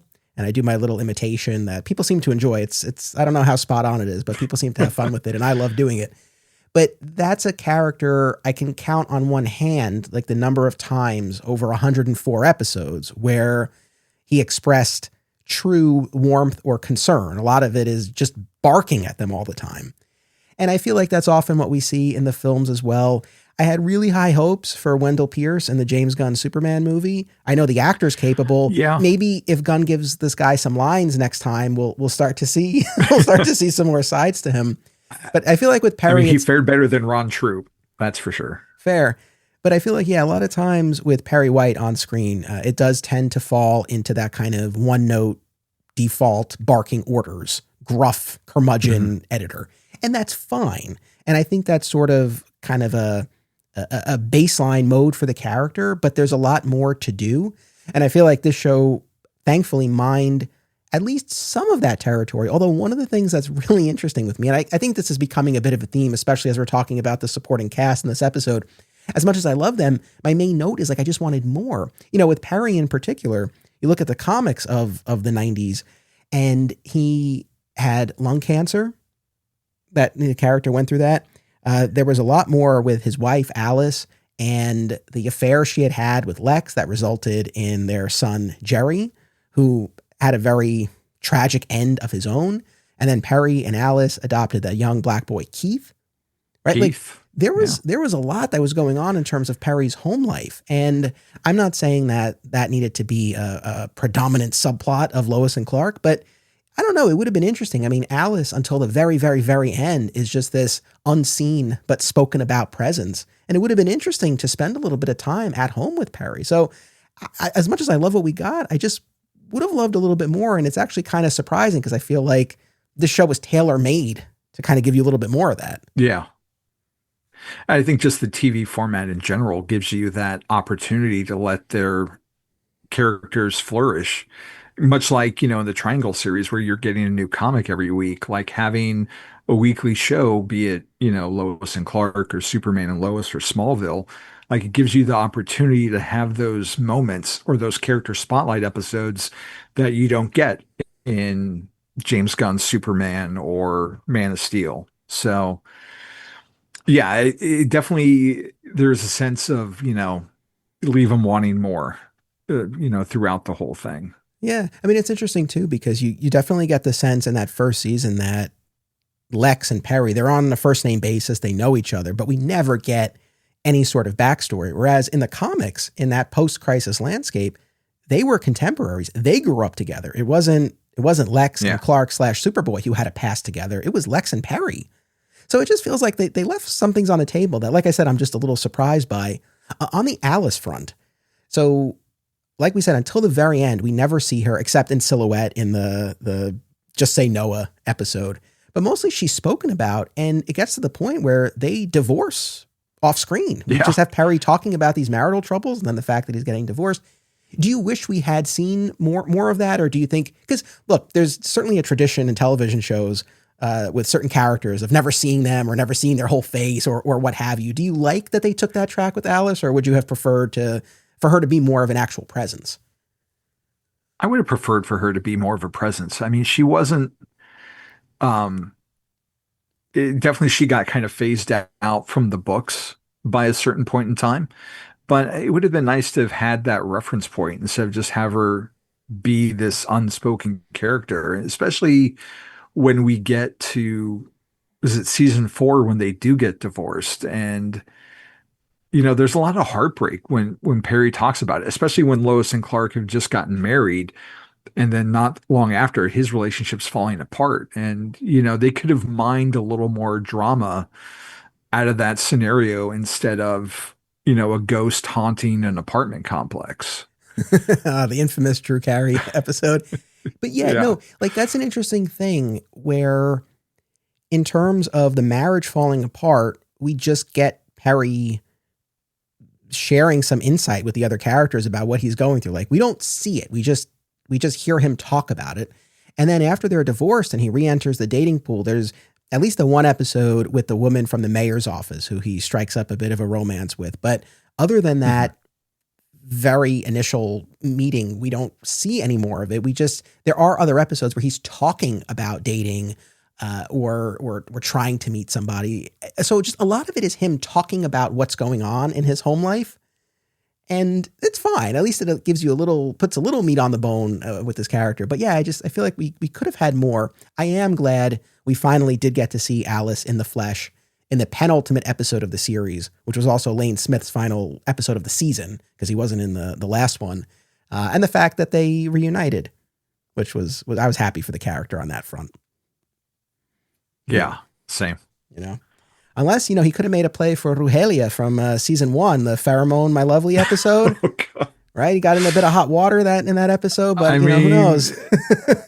I mean, who knows what happened between her and her husband if they wound up splitting up. I don't know. Yeah. But I mean, I feel like it's interesting too, because like I said, spending a lot of time with the George Reeves show, even though that Perry was far more one note, there were actually a good, maybe say handful of episodes that were Perry White centric, where he was out in the field reporting or what have you. I don't know that I can really say the same for Lois and Clark. I mean, the episode that mostly comes to mind is the one with his son, Jerry, who has the red kryptonite and is using it against Superman. And thankfully, ultimately has a change of heart and does the right thing. But he had been in prison and then seemingly turned his life around. But no, it turned out he was mixed up in this red kryptonite business. And, you really see how much it weighs on Perry. He wants to believe the best in him, but then can't ignore what's going on. And it seems like so much of the reason why Jerry ended up the way he did and why there's been this distance between them is because of how much Perry prioritized his work, which is the same reason why his marriage fell apart. So I feel like that one, probably more than any other, kind of gave us the most. That episode too, I mean, that it's kind of like Lois and Clark in a nutshell, like the whole dichotomy of you have this great character work going on with these people dealing with real issues and problems. And then around it, you've got like this kind of campy Saturday morning B villain, Mr. Gadget, who's got like this idea of like, well, I'm going to ransom the city for $1 billion and raise it with sound. And then you have, Biff Tannen, as his son trying to win his approval and like it just kind of everything, like there's a parallel story between fathers and sons trying to, gain approval, but it doesn't quite link up in any satisfactory way. The villain side of it just feels kind of cheesy when the real meat of the story is how Jimmy feels about Perry and how Jerry is jealous of Jimmy because of all the time they get to spend together and how Perry, like you said, isn't there for his son and he wants to be now and how he's proud of him until he finds out. I mean, he even took out all his retirement to help Jerry get out of, financial trouble and just the way it ends on just kind of a down note with, him having to give back the stolen watch and Jerry at least, making up for his mistakes, but he still has to go back to prison. Yeah, no, absolutely. I think other than that paternal side, I think the other aspect of this Perry White that I enjoy so much, and I'm totally with you. I love the Elvis fandom, the way that he uses that, especially earlier on in the show to give advice. He puts it in terms of Elvis and tells stories that relate to the problems that they're going through. Great shades of Elvis, all of that I'm there for. But there's a very knowing, wise quality about him. And we see this manifest in a number of ways. I mean, very early on in season 1, he's been sticking Jimmy with all of these menial tasks, and Jimmy wants to be taken more seriously. Yeah. And eventually he stands up to Perry. And after Jimmy leaves, Perry has this moment where he's like, all right, like, good for you, son. Like he's proud of him. He just gets that great big Lane Smith smile as he does it. Yeah, absolutely. When Clark hands in his sealed resignation letter, I think this is the one where Lex has manipulated the weather and Clark thinks he has to give everything up and leave. And so he hands in the resignation letter, but then thankfully everything is fixed. He comes back and it turns out Perry never opened it because he had that faith in Clark. I loved that. There's also in season 1 where Lois is harboring a fugitive and Clark is in on it, and Perry brings the two of them into his office and they really dance around because they don't want to say anything explicitly, but this whole question of whether Perry knows what's going on. And of course he knows. And he talks about how a man doesn't get to be in this position without knowing, but he's like, but once you walk out that door, I don't know. Right. Like I love the back and forth between them, but it just, once again, the insight that he has, the way that he protects them, all of it really just played great. And then I'm jumping deep into the series now, but in season 4, when Lois is framed for murder and Superman breaks her out after she's been convicted and she's on the run, and Clark is in the office, and Perry asks, like, how's Lois? And there's like a moment where Clark tries to be like, oh, I don't know what you mean. But Perry's like, come on, like, how is she? The fact that, of course, he knows that Clark is in contact with her and all of that. Like, stuff like that was great. And that always kind of raises the question, like, does this Perry know about Clark's dual identity? So look, my headcanon, and I've talked about this so many times, I'm always in the camp that, yeah, Perry knows. I feel like there's a moment that I just wish had played out a bit more ambiguously, and I would have been happy to kind of live in that.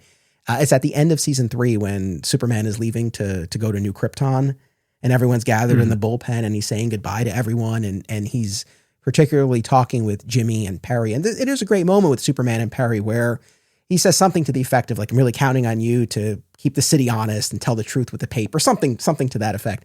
But I think it's Jimmy who's like, oh, sorry, Clark couldn't be here. There's some sort of exchange among the three of them that I think really blows a hole in my whole notion of Perry knowing. And I just feel like it would have been cool. I feel like when Jimmy asked about Clark, or not asked about Clark, I think he said, like, oh, I'm sorry, Clark couldn't be here. I just wish Perry had, like, put his hand on his shoulder and be like, it's okay, son.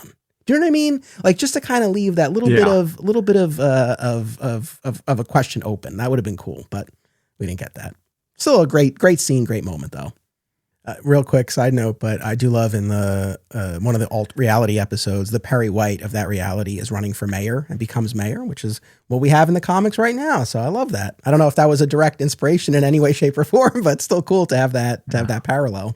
And there was also a season 4 episode. Was it season 4 where Perry gets promoted up to upstairs and Lois has to be editor in chief. So that was another correlation to, the modern books that I felt where, like, some of the groundwork was laid here. Yeah, no, absolutely. So we've mentioned Cat Grant. We still have Jimmy Olsen to talk about, but let's segue to Cat for a moment here. As far as Cat Grant in season 1, it's funny. I feel like I've had a little bit of a journey with this iteration of the character. I feel like the last time I went through season 1 a few years ago, my wife and I did a little Patreon thing where we talked about it. I don't know that I got a ton of mileage out of Cat Grant. Very hypersexualized, sexually aggressive, very over the top. One note, in most respects, although there are some instances where we start to see some more nuance to her character, this time around, I think I got a bit more out of the Cat Grant side of things. There were some genuinely funny moments, like the Honeymoon in Metropolis episode where Lois and Clark are in the honeymoon suite posing as a couple, and Cat comes in, and Cat has clearly spent a lot of time in that suite, and she knows all the tricks of the room, right? The hidden compartments, and where to get the ice and the drinks and all this stuff. Like, stuff like that was great. Maybe my favorite Cat Grant moment is the Pheromone My Lovely episode where everybody's been hit with this love potion and they're all over each other. And she spends like an absurd number of hours in the copy room with this, this repairman. She comes out and they're all disheveled and clearly they've been going at it. And everyone assumes that she's been subjected to the love potion as well. She's like, what are you talking about? Like, so there was genuinely funny things with her. I mean, how did this character play for you? I think Tracy Scoggins does a great adaptation of Jeff Johns' Cat Grant.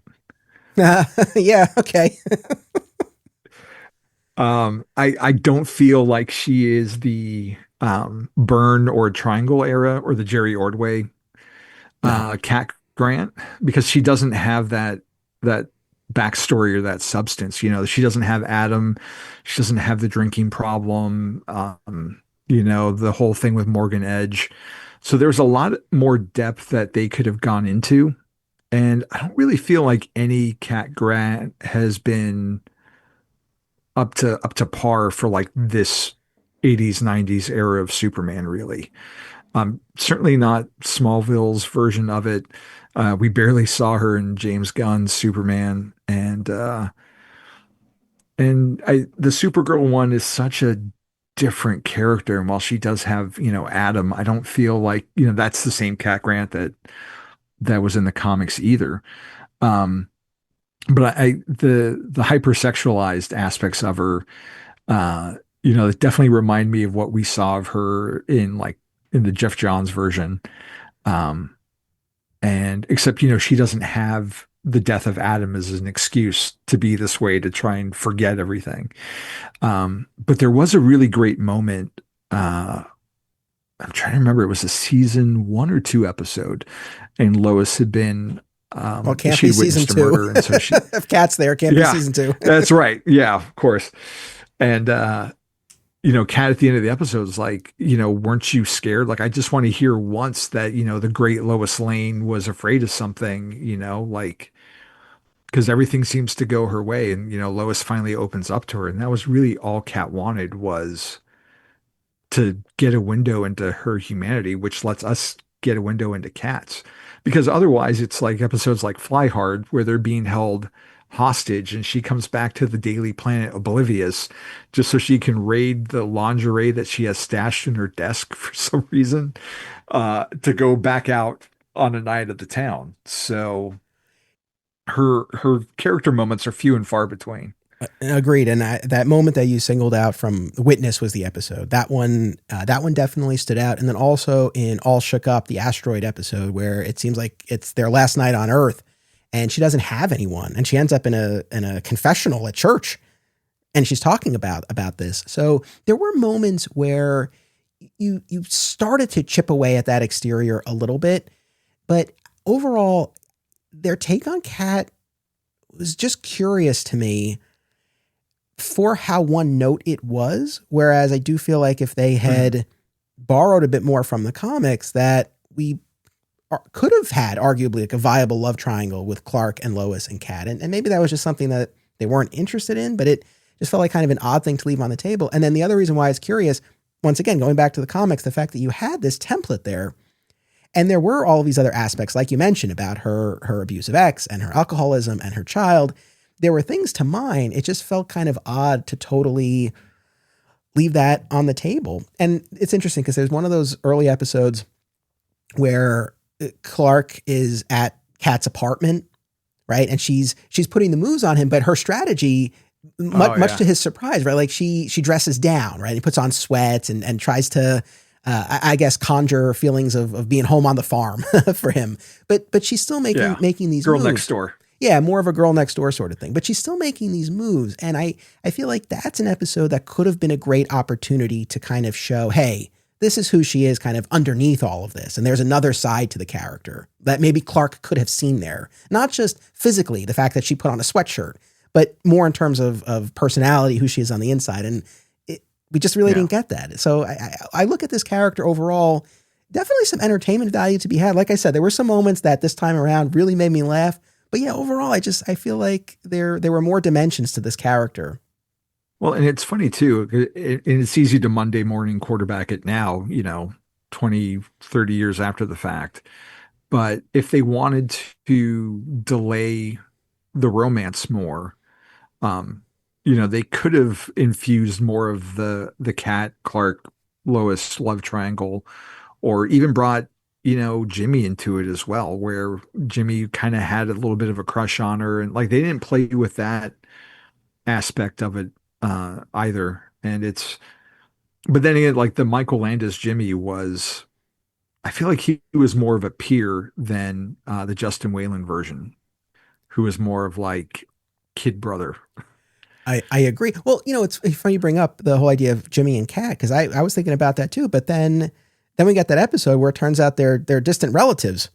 So it's like, yeah. So any potential there, they put that in a box. So yeah, I don't know. Some of these choices, I agree. Yeah, it's easier for us to sit here and be like, why do they do this? Why do they do that? I guess the reason why I bump up against it so much is that, you think about a television show, just the Daily Planet itself, great engine for these week to week stories and cases and all of that.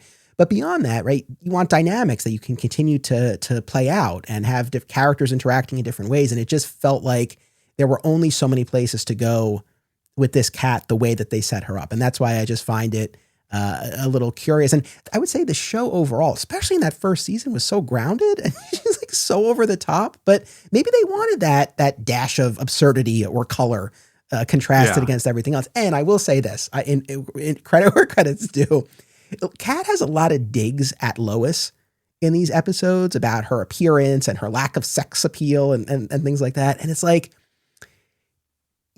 you got to have some Cat Grant where those barbs could actually be believable when directed at Terry Hatcher. Do you know what I mean? But they had Tracy Scoggins and they had this iteration of Kat where when she lobs those verbal grenades at Lois, it's like, it works where it really shouldn't, because Terry Hatcher's like absolutely gorgeous, but it still works in that respect. So, so maybe there's a little bit more to this Cat than at first glance, So the last thing before Jimmy is, I guess one of the other things I was thinking about, there are certain characters from the comics on the Daily Planet side of things who just like don't make it into the show. We don't have Alice the copy girl, who ends up, we find out she's homeless. She's sleeping at the Daily Planet. Ron Troop is another one. Yeah, there were other characters like Dirk Armstrong as we got deeper into the Triangle era. I wouldn't have necessarily expected to see him, but I don't know. But nevertheless, it's for a show that spends as much time as it does in Daily Planet. It's a small group, right? Yeah. In the show, there's a couple of like background extras that, like, oh, I remember seeing that guy once before, but they're not named at all. Like, they could have been Wit, who, just have a bald mustache guy in the background all the time. And instead you just get these random people who, they have a couple lines maybe, but they never truly get a name or any character. They're just there to feed information. And to your point earlier, like it's the Daily Planet. It's that engine for having different people come in. Like they could have had another tier of supporting cast, but I guess when you're dealing with even being a big network, like you do have your budget caps and all that. And maybe it just wasn't built out for that with the effects they had to deal with. And maybe some of it too was just the initial struggle of getting this show off the ground. No, fair. And what I will say to the show's credit is that, yeah, even though we didn't have more regulars or recurring characters at the Planet from the comic book side of things, or even original characters, that bullpen was always full or always felt full. I mean, I really feel like they did a great job with the set, but populating it with background actors where it really felt like it was this bustling newsroom. And I felt like throughout the 4 seasons, they held true to that. Cause I feel like, as time goes by, maybe you spend more time in a corner where no one's there or after hours. And I feel like for the most part, like it still always kind of had that energy and sense of fullness to it.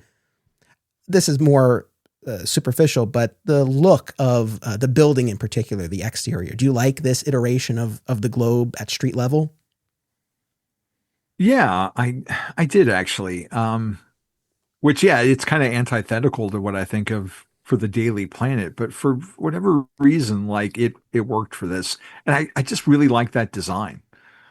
Yeah, it's cool, and yeah, it's a great look on that Warner's backlot. And I think maybe because I don't know. I mean, I think about, of course, I always think about Smallville, but we have this digitally rendered globe at the top of the building, and it's cool and it looks like you would expect. But I think there's something for the realness, the actual physical, like having an actual physical globe, even if it's a Yeah. little bit of a different spin, so to speak, on what you would expect, and a street level instead of at the top. I think the practical nature of it kind of elevates it a little bit in my eyes. So yeah, I always dug the look of the building Oh, and yeah. the interior. All right, Jimmy Olsen. Jimmy Olsen. All right, so I think you were already getting at this earlier, but Michael Landis, Justin Whalen, where does your heart lie when it comes to Jimmy Olsen on this show? I mean, I know I have one sister who it's Landis all the way because he was the OG, but I kind of like Justin Whalen too. Like he did bring a different energy to it. Um, I have a hard time picking a favorite between the two of them. It certainly, like I mentioned earlier, like there is a big brother, little brother aspect that he brought to it. Um, and I feel like the Michael Landis version was more almost to Clark's equal. Like they both kind of felt like Jimmy had been there longer, but he kind of felt like he was on the same level at the planet.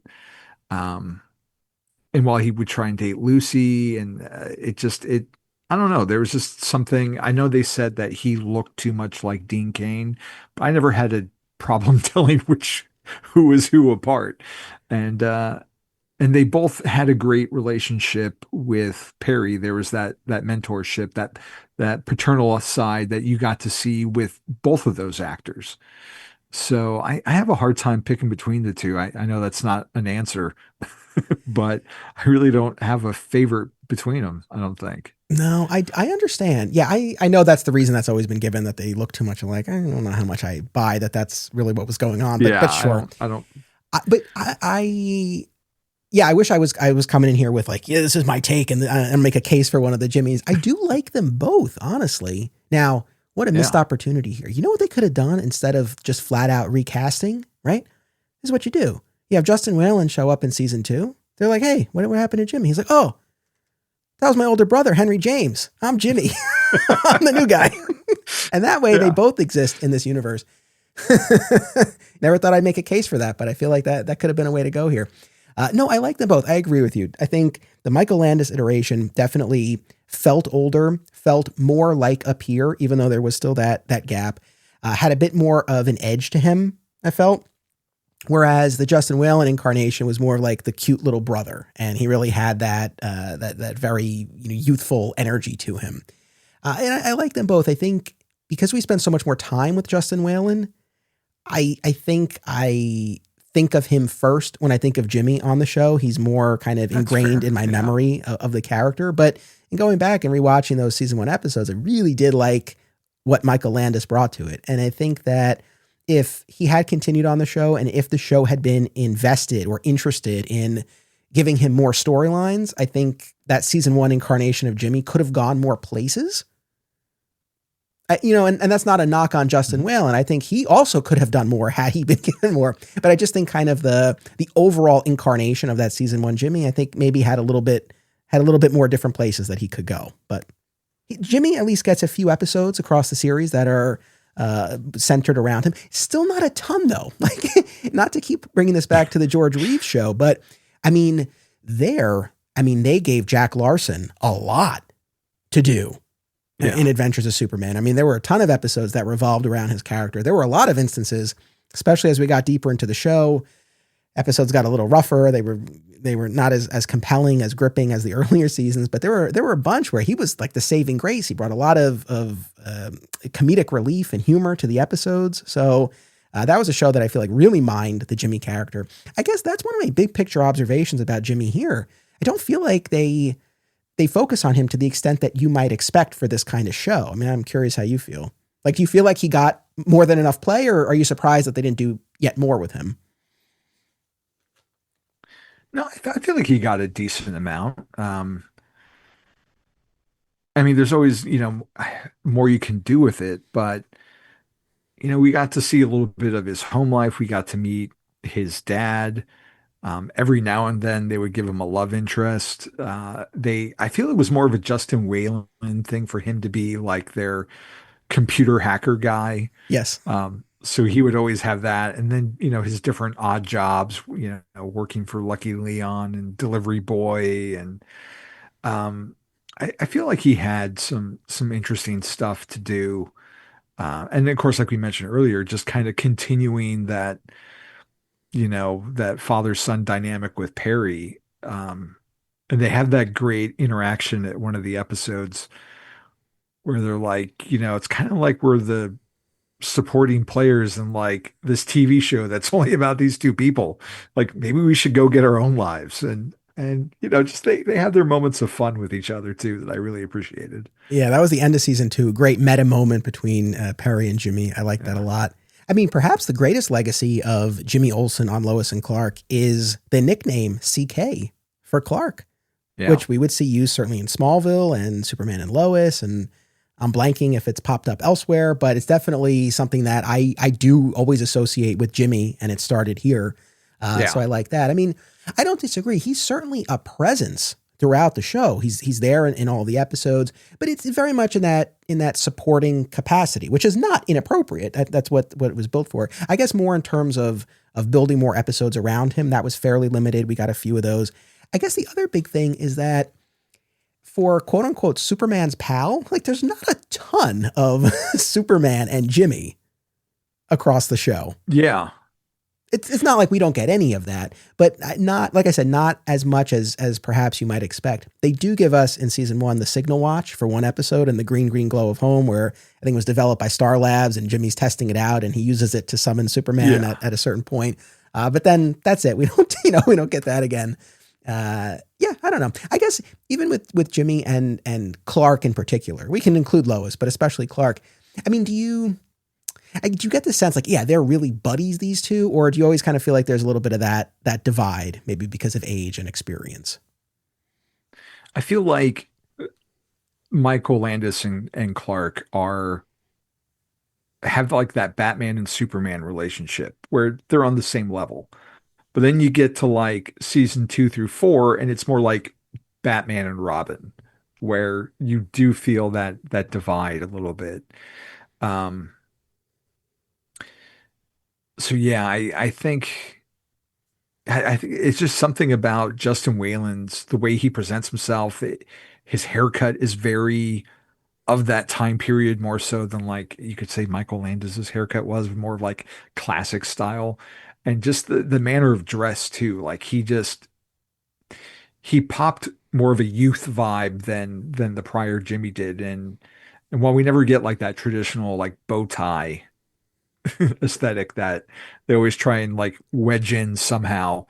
Like, I don't know. I feel like they both brought their different aspects to it, but at the end of the day, while they're the same guy, there's just a different energy there. And just Clark winds up feeling more big brothery than, hey, let's go catch, the Mets game. That's what I'm saying. Like, and again, it's easy to say this. I know I cite the New 52 in the comics all the time, but it's like there you had Clark and Jimmy playing video games and calling each other dude. And I love that. Like in my mind, I was like, that's what it should be with these guys, but that's much more recent. I think that we have to look at the context here, and they, the Lois and Clark show did update Jimmy. He's not, I mean, I don't mind the bow tie, but he's not in the bow tie. He's not saying Jeepers. He's not a little kid, right? Like, yes, there is still this gap between him and Lois and Clark, which is not wrong either. That's typically what we see. It's more the rarity when they're all contemporaries and peers. But nevertheless, like he's not. They could have played him even younger, and thankfully they didn't. So I think there were a lot of choices that were strong. You mentioned in terms of love interests, he doesn't have a ton that we really actually spend time with over the course of the series. Not unlike Perry. It's a lot of him talking about dates and women he's interested in. But maybe the most substantial one, well, I'd say there's a couple. And one of them comes in an episode that's actually Jimmy focused, Target Jimmy Olsen, where we find out that he and a number of other kids were subjected to these experiments when they were younger to turn them into these brainwashable assassins. And one of the other subjects in this experiment is a young woman named Sarah. Great character, and I love the Yeah. dynamic between them. I wish she had stuck around. I thought she was a lot of fun. Yeah, I was just gonna say, like, I really wish of all the ones that, he does have, pairings with, like Sarah made the most sense to like carry her forward, or at least have her on as a recurring guest for a few episodes before, you know, you break them up or anything, just because they had that commonality of being, what were they born within? They were born at the same army base, but Yeah. so they were relatively close in age, and she brought something different to the dynamic because she could also bounce off Lois and Clark because she helped them out with that story, and she had her little psychological therapist take on things. Like, she could have been a really fun foil to go forward, as opposed to like Denise Richards, who was just kind of there to be a face and didn't really have a developed personality. Oh, Angela, we hardly knew her, but I totally forgot she was in this. And when she popped up, I'm like, is that Denise Richards? Like, amazing. So yeah, she's blinking and you miss it, but she's there. I agree with you about Sarah and the dynamic and the potential for interaction with Lois and Clark as well. I mean, I guess on a similar note, had Lucy Lane continued on the show, I she's always in, forget that she was on the show. she's in the pilot, and I think The Metallo episode. yeah, so she's in the pilot, and then I think one or two other season 1 episodes, and then they bring her back with a different actress playing her in the Metallo episode in season 2. Yeah. And that's it. And then she's mentioned in the wedding episode where she's stuck out of town. She can't make it in on time. But another potential love interest for Jimmy. Had she continued on the show, yeah, it could have been a totally different story. And then we get, of course, Kristana Loken in the AKA Superman episode in season 4, when her computer program suggests that Jimmy is, I forget the exact percentage. Is it 95 or 98? It's a very high percentage. Something like that, yeah. Likelihood. That might be my favorite Jimmy episode. And then you get that really funny double date at the restaurant with Jimmy and her and Lois and Clark, and Lois is under the table and she's like, oh man, that stuff was so, like, I just wanted more of that stuff. But that I thought was a standout, and that actually gives you a funny moment between Jimmy and Superman when they're at the planet and Jimmy is filling Superman in on how all of this has happened. And look, you feel for Jimmy because I feel like he doesn't go out of his way to perpetuate her mistake, but it's also hard for him to kind of disabuse her of that notion because he's really enjoying the results of it. But when he's explaining all of this to Superman and he says, like, I was 95% match, like, I love Superman's reaction. He's like, really? It's great. So stuff like that went a long way. I thought those aspects were a lot of fun. Should we talk about the Brutal Youth episode? Yeah. That one surprised me. Yeah, how so? It's just because, memory. It had been a while since I'd watched it, and I just expected more of Jack Larson to be in it. Yeah, no kidding, right? And it's like, it's almost blinking, you'll miss it. I'm like, well, why? Like, it's a cool nod to have Jack play an older Jimmy Olsen, but like, he's so barely there and doesn't really get to do anything. It's kind of I feel like a waste. I feel like he had more in Superman Returns than he did in Lois and Clark. Dude, I mean, this was the first time that I watched this episode since I embarked on my George Reeves journey. And I was really excited because in my mind, I remember there being so much more Jack Larson. I'm like, oh yeah, because this is, for anyone who doesn't remember, this is the one where the villain of the week has this machine that can steal someone's youth and transfer it. And then the victim grows old. And in a great bit of casting, couldn't have asked for anything more. You have Jack Larson from the George Reeves show playing the aged up Jimmy after he's a victim of this machine. And he has next to nothing to do. He's mostly unconscious for a scene. Yeah. Like, it's wild to me. I mean, I don't know. How do you have him on here and not give him some more to do? Oh, that was a disappointment. Yeah, no. And that's the thing is, like, my memory made me feel like he was at least half the episode. And instead it's an act.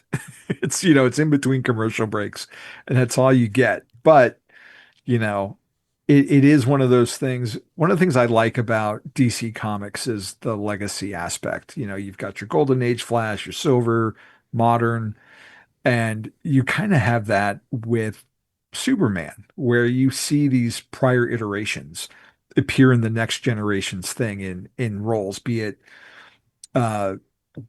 Phyllis Coates coming back and being Lois's mom, Terry Hatcher being Erica Durance's mom, Erica Durant's being Supergirl's mom. Like I love that aspect of Superman and how, the baton gets passed. And so it was great to just, even if it wasn't much to do other than laying there in 90s clothes, uh, it was nice to see him. It was a good idea, right? And I'm glad Yeah. that at least, he had the opportunity for that. You mentioned the Lucky Leon episode. So that's one episode where Jimmy's moonlighting to try to make some extra money. That episode is wild to me because in that one, Jimmy is suspected of murder, right? It turns out to be this device that Lucky Leon sells, but it takes them a while to figure this out. But boy, Jimmy, he doesn't miss a beat. Like this kid is like just so happy-go-lucky. He gets out on bail and he's back on the planet, just smiling, like not a care in the world. That always made me laugh. But you had alluded to this earlier. Yeah, in terms of his role at the planet, it's a bit of a mix, right? There's this cub reporter angle, and there's a point, at least in season 1, where he's full on writing a story, but also a photographer and kind of all around copy boy, office assistant sort of thing. Perry's gopher. Yeah. And hacker. And there are numerous respects in which, you're always reminded of the fact that this is a 90s show. And I feel like this is one of them because it's like anytime there's anything computer related, like there's Jimmy and he's quite capable. And I wouldn't have necessarily pegged him for this tech whiz, but there he is hacking in all over the place. Commenting about his algorithm being no good. Yeah, absolutely. But yeah, I mean, Perry and Jimmy, again, they're the Daily Planet supporting cast members who are there for the duration of the show, even if we have a change in actors. I think they brought so much value to rounding out that world.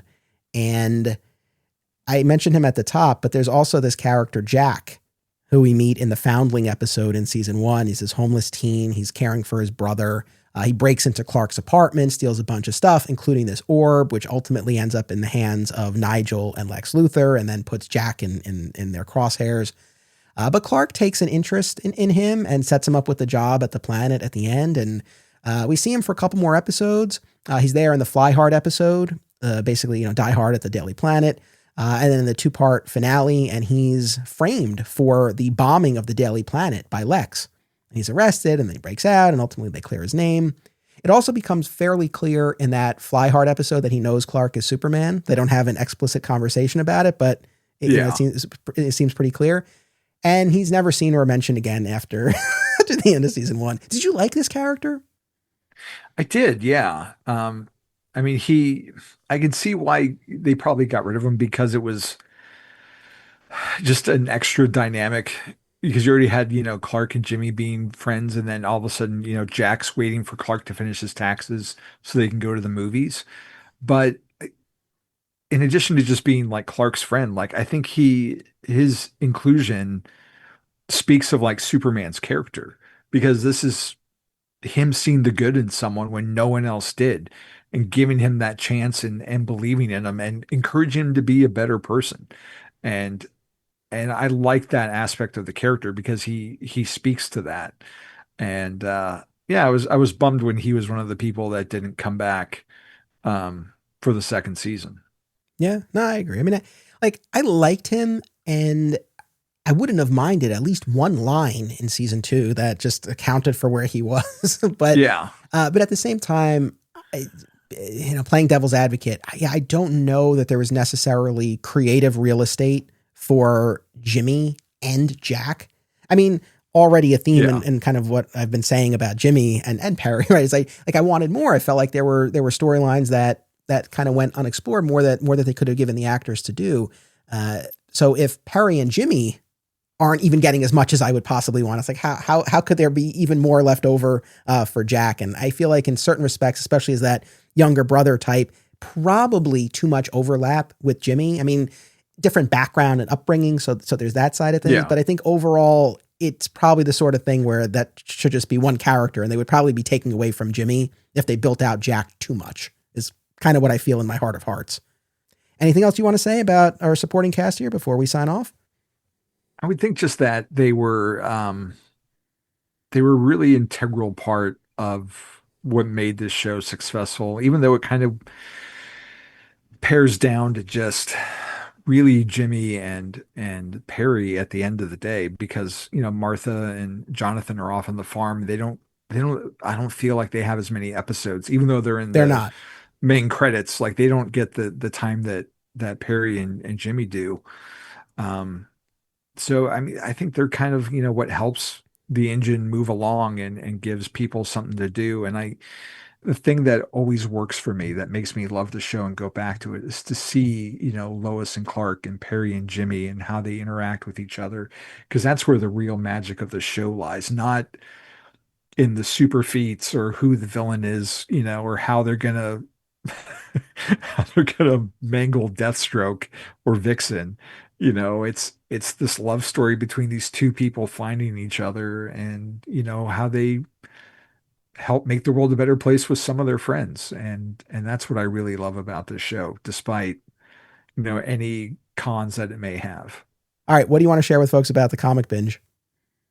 We are still plugging away at Grant Morrison's Batman run, Chris and myself with our co-host Paul Herman. We have a monthly segment of the comic binge called Nights Never Die, where we are looking at Grant Morrison's Batman run, and I think the next issue is 675. So we are one issue away before we launch into Batman RIP, which is a very key moment and pretty much the end of phase one of our discussion before we get into the Batman and Robin of it all. And then we've got other stuff coming up because it's, Christmas is around the corner. So we'll be exchanging, virtual gifts of what we would like to get each other. And I know Paul's got just a whole bunch of ideas of other books we're going to be talking about as we, get closer to Supergirl and the Punisher TV special, and of course, Spider-Man, and just lots of episodes there, and just a vast catalog. I know Chris and Paul are going to be talking again about Legion of Superheroes. They have another guest on for that, continuing their Legion series. So if you've been following Digging for Kryptonite and all the Legion talk and the Jeff Johns talk, there's an episode out there for you. And then I'm also a contributor at BatmanOnFilm.com, where I am an episode away of our chapter by chapter series talking about Batman Begins, where it's just myself and another Batman fan discussing 12 minutes of Batman Begins for about an hour. So, I mean, we're really breaking it down and looking at it and just celebrating the film's 20th anniversary. And then I've got written reviews over there too for Batman and Robin, and the just concluded Mark Waid's Batman and Robin Year One. So if you like Philip Kennedy Johnson's Superman, you'll probably like his Batman and Robin too, with Bruce and Damian Wayne. And the most recent issue, 27, has Clark and John go meet with Bruce and Damian. And as a father, like reading the second half of that issue, just I needed a box of Kleenex. So all right. yeah, well, that's awesome. all places you can find me. Cool. Awesome. Well, I hope everyone will check that out. Thank you, Javi. My thanks once again to Duncan for joining me for the first half of our double feature. Audience, always appreciate you tuning in. Make sure you come back next week for our villain draft. It's going to be a lot of fun. Until then, as always, it's about what you do. It's about action.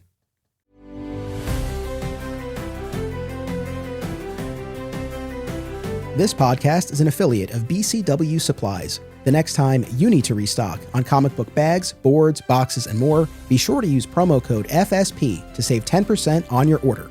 That's FSP for Flat Squirrel Productions. It helps support the show too. Thank you. By popular demand, Digging for Kryptonite merch is now available at our TeePublic store. Visit the link in the show notes to get your DFK shirts, hats, mugs, and more. Support the show and receive exclusive content, including the spin-off podcast Beyond Metropolis, by becoming a member at patreon.com/Anthony Desiato. My sincere thanks to all patrons. Please subscribe, rate, and review today via your platform of choice, and continue the conversation by joining us on social media. Flat Squirrel Podcast is also home to another exciting episode in the Adventures of Superman, now covering the color era of the classic George Reeves series. Subscribe today. Digging for Kryptonite is a Flat Squirrel production. Key art by Isaiah Simmons and theme music by Dan Pritchard.